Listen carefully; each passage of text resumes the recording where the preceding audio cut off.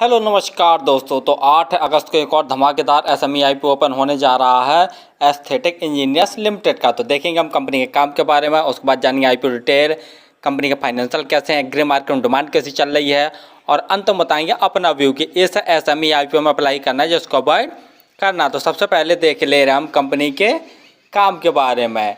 तो aesthetic engineers limited की स्थापना 2013 में हुई थी और company interior design services provide करती है।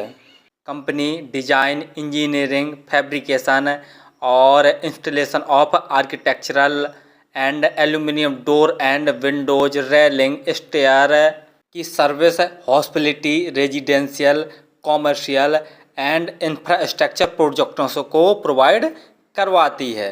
कंपनी की प्रोडक्शन फैसिलिटी कोलकाता में स्थित है और जून 2024 तक कंपनी में कुल 52 परमानेंट एम्प्लॉय काम कर रहे थे। तो कंपनी का मेनली काम तो आपको समझ में आ गया होगा कि यह interior design services provider company है। और आईपीओ डिटेल जानने से पहले आप हमारे चैनल को सब्सक्राइब जरूर कर लें ताकि आपको समय समय पर आईपीओ संबंधी जानकारी और एसएमई आईपीओ संबंधी जानकारी मिलती रहे। चलिए अब देख ले रहे हम आईपीओ की डिटेल के बारे में।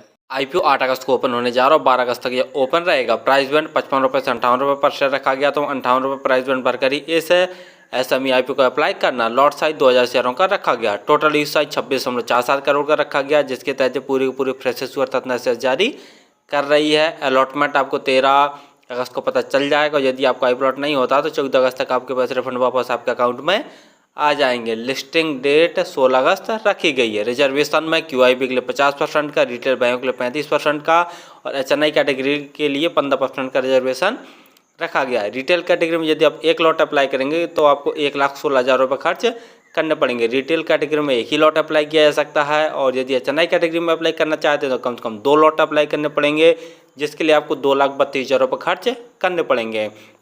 आईपीओ आने के पहले जिनकी प्रोमोटर होल्डिंग थी 100% थी। आईपीओ आने के बाद इनकी प्रोमोटर होल्डिंग 73.50% जैसी बचेगी। आरओई 33.48%, आरओसी 37.32%, यानी आरओई और आरओसी तो बहुत दमदार है। डेप्ट 0.57, एक से कम है, ये भी सही है। पीई 19.86 है। वहीं फाइनेंशियल देखे ले रहे हैं तो जो ऑल अमाउंट दिए हुए हैं वो सभी के सभी लाख में दिए हुए हैं। और जैसा देख रहे हैं फाइनेंशियल सिर्फ मार्च 2023 और मार्च 2024 के ही दिए हुए हैं। कंपनी के एसेट्स बढ़ रहे हैं। रेवेन्यू मार्च 2023 में कंपनी का 4,035 लाख का था, जो कि बढ़कर मार्च 2024 में 6,079 लाख का हो गया। प्रॉफिट आफ्टर टैक्स मार्च 2023 में कंपनी ने 112 लाख का नेट प्रॉफिट जनरेट किया था, जो कि बढ़कर मार्च 2024 में 502 लाख का हो गया। नेटवर्थ वही बढ़ रही है। बोरिंग कंपनी की मार्च 2023 में 592 लाख की थी और जो कि बढ़कर मार्च 2024 में 849 लाख की हो गई है। तो ये कहीं ना कहीं नेगेटिव पॉइंट वाली बात है, कंपनी की बोरिंग भी बढ़ रही है। जीएमपी ग्रे मार्केट प्रीमियम देखे ले रहे हैं तो 38 रुपये पर शेयर की ग्रे मार्केट में डिमांड निकल कर आ रही है और 2000 शेयरों का एक लॉट है। तो 38 गुणा 2000 करके देखते हैं तो एक लॉट में 76,000 जैसा प्रॉफिट निकल कर आ रहा है। परसेंट वाइज देख लिया तो लगभग 65 से 66% जैसा प्रॉफिट चल रहा है। फाइनली हमने देखा कि कंपनी का मेनली काम hospitality sector, residential, commercial and infrastructure project को इंटीरियर डिजाइन सर्विसेज प्रोवाइड करवाना। तो कंपनी का काम तो ठीक है, सदाबहार वाला और हमेशा चलते रहने वाला है।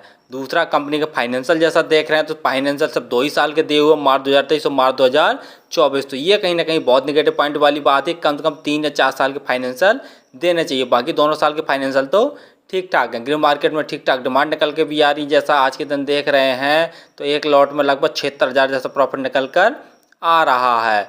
और यदि आप इस एसएमई आईपीओ में अप्लाई करना चाहते हैं तो लास्ट डे ही अप्लाई करें, क्योंकि इसके सिर्फ 2 ही साल के फाइनेंशियल दिए हुए हैं और इसके पिछले फाइनेंशियल नहीं दिए हुए हैं कि पिछले कंपनी ने पिछले कुछ वर्षों में किस प्रकार से परफॉर्म किया हुआ है। और 2 चीज़ें ज़रूर देख लें आईपीओ अप्लाई करने से पहले कि जो इसकी ग्रे मार्केट में डिमांड है वो लगभग 50% से कम नहीं होनी चाहिए और दूसरा जो सब्सक्रिप्शन है वो लगभग 150 गुना से ज़्यादा हो जाना चाहिए, तभी ये सेफली रहेगा एसएमई आईपीओ अप्लाई करने के लिए।